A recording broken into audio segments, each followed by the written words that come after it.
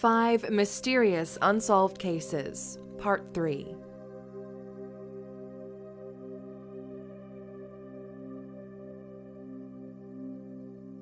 On August 29, 2016, an Australian family of 5 decided to go on a technology-free, off-the-grid road trip, convinced that they were being pursued and needed to escape their home. For reasons unknown, married couple Mark and Jacoba Trump were convinced that someone was out to rob and kill them, and believed that they had to flee their Red Currant farm. They took with them their 3 adult children, aged 22, 25, and 29, and drove away in their gray Peugeot station wagon.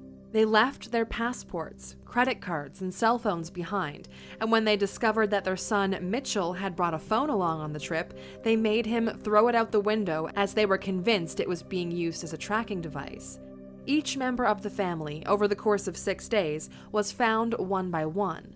Mitchell was the first to leave the group after traveling all night with his family. At around 7 a.m. the next morning, he left the car as he was not convinced by the paranoid theories of the rest.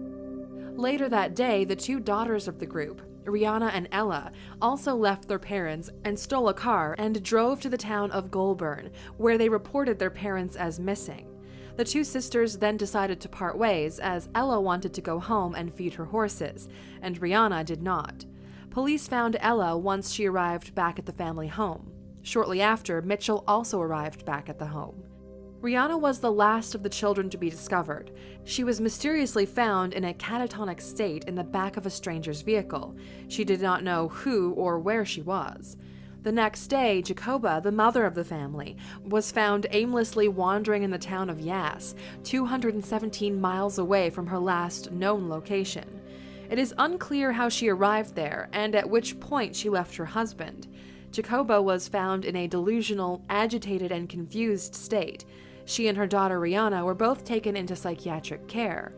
As public interest grew, Mitchell and Ella were both interviewed on live TV, where they attempted to explain what had happened to their family and spoke about their missing father.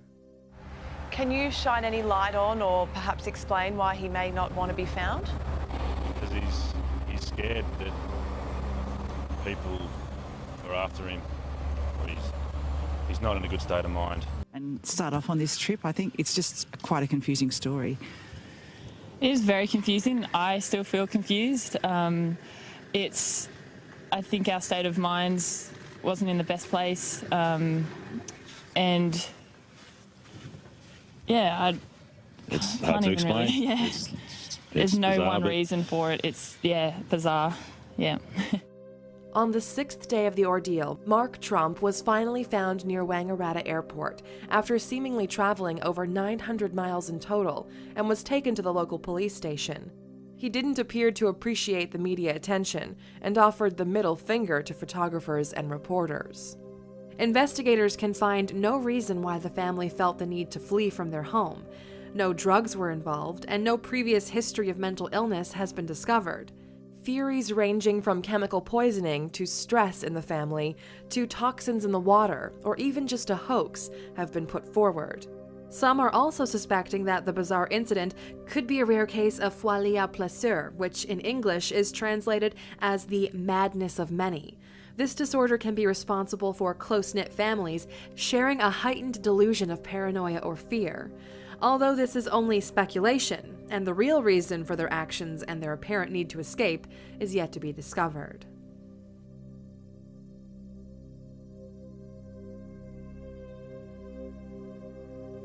On December 13, 2009, 30-year-old Stephen Kocher went missing from Henderson, Nevada.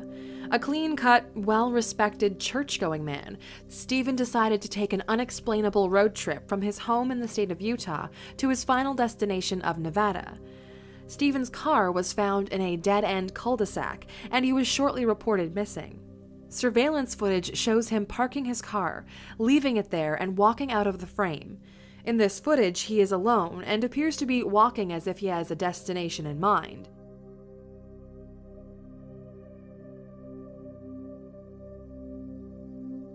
When his car was discovered, some of his belongings were still inside, including Christmas presents which he had purchased a few days prior, as well as blankets and pillows.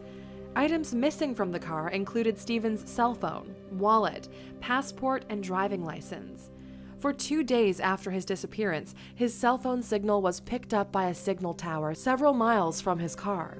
It is unknown why Stephen was making cell phone calls near this tower, where exactly he was, and if it was indeed Stephen making these calls. His family are unsure why he left Utah, with no apparent cause for his disappearance other than some financial concerns. Some have speculated that Stephen may have gone to Nevada to look for a job, or to hand out flyers to advertise a window washing business. Stephen is a devout Mormon, and due to his religious beliefs, he does not drink alcohol or take any drugs. Suicide is not suspected, and no sign of foul play has ever been discovered. The case remains open and is still unsolved.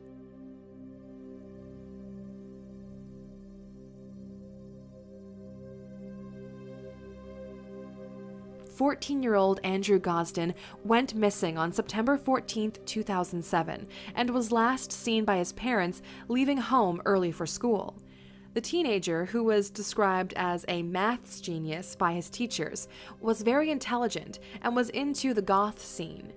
On the morning of his disappearance, instead of going to school, Andrew returned to his home in Doncaster, England, knowing that his parents had left for work. He then changed out of his uniform, emptied his savings account of its £200 contents, and bought a one-way ticket to London. Andrew, when offered, refused to buy a round-trip ticket despite it costing only 50 pence more. This refusal would seem to imply that the 14-year-old never planned on returning. An eyewitness on the train reported that Andrew was playing on his PSP console for the duration of the journey. Strangely, however, investigators later discovered that he did not take his PSP charger with him on the trip. This CCTV footage shows Andrew as he walked into London King's Cross station at around 11:20 a.m., over 150 miles from his hometown, and the last time he was seen alive. Andrew's family have no idea of his potential motive for traveling to London. There's been no subsequent sightings of him, and all search efforts have led to no results, with TV, radio, and internet campaigns also proving futile. His parents have since added money to his bank account in the hopes of detecting him, but this money has never been used or withdrawn. Many believe that Andrew may have traveled to London to make a fresh start. However, £100 was found untouched in his bedroom, which weakens that theory. Some have pointed out that when freezing the security camera footage, a reflection of a man can be seen in the glass who appears to be looking in Andrew's direction. Was this person someone the schoolboy had planned on meeting?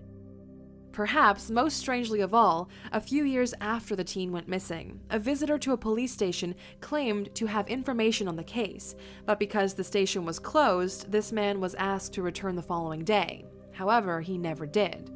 The search for Andrew continues.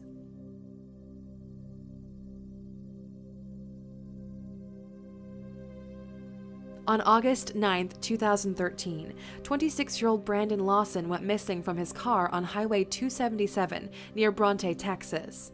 After getting into an argument with his girlfriend, Brandon left his home just before midnight before calling his brother a short while later to report that he had run out of gas. When his brother arrived at the stated location, Brandon was no longer in his car. The vehicle had no damage, and his phone and keys were gone. In addition to calling his brother, Brandon also had contacted 911. In this mysterious and unclear phone call, Brandon breathlessly and fearfully asked the police to please hurry, and seemed to utter the words, "We're not talking to them." From this exchange, it's pretty safe to say Brandon was with someone else, but it is impossible to know who and what the statement meant. What is clear, however, is that he sounds very desperate and incredibly scared. 9/2013 0:50 and 38 seconds. 911 emergency. Yes, I'm in the middle of the field. We're just pushed some guys over. Right here going towards Javelin on both sides. My truck ran out of gas. There's one car here. You got to take it to the woods. Please hurry.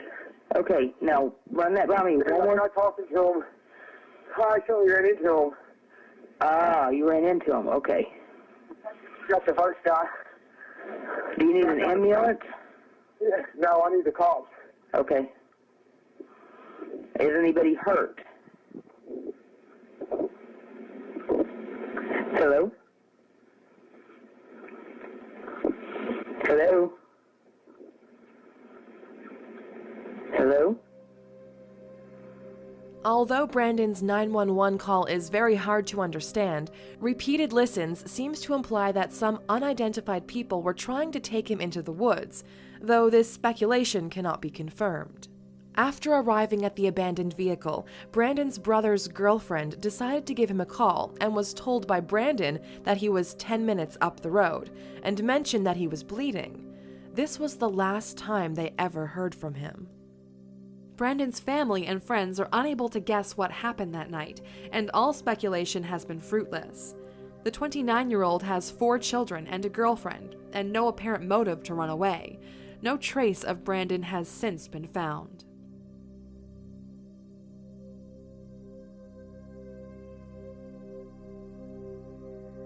From June 12th to June 16th, 2009, a mysterious elderly man with a heavy Germanic accent visited the coastal town of Sligo in Ireland, where he spent his final days.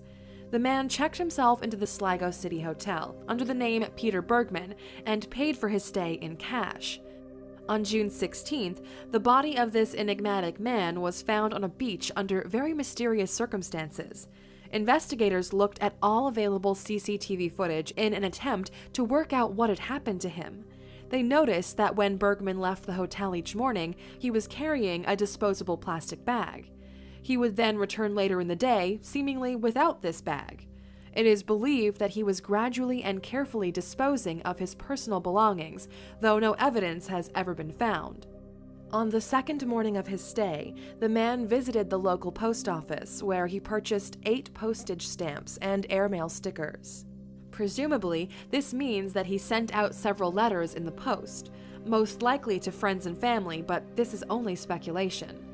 The CCTV footage assembled from the case shows a great deal of the man's comings and goings inside the hotel and around the town.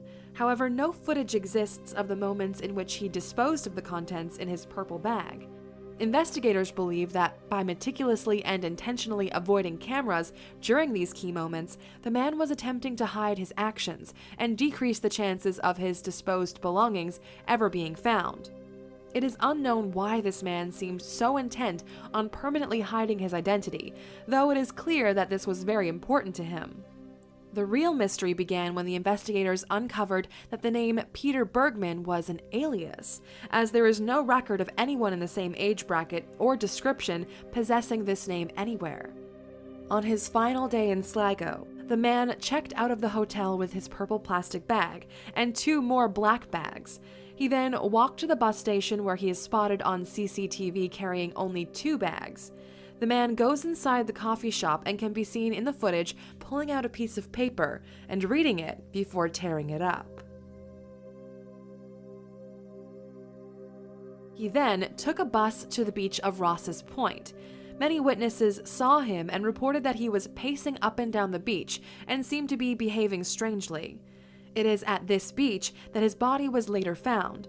Bizarrely, the mysterious man had removed all labels from his clothing and had no wallet, money, or any forms of identification on his person. An autopsy was performed and determined that there were no signs of foul play and no signs of saltwater drowning. Further examination showed that the man had extensive prostate cancer and numerous bone tumors. But despite his bad health, the toxicology report showed that there were no drugs, including painkillers, in his system, which meant he would have been in a significant amount of pain. The most accepted theory is that the man traveled to Ireland and decided to take his own life. However, despite further investigations, police are completely unable to discover who this man was, how he died, and the reasons for his mysterious actions.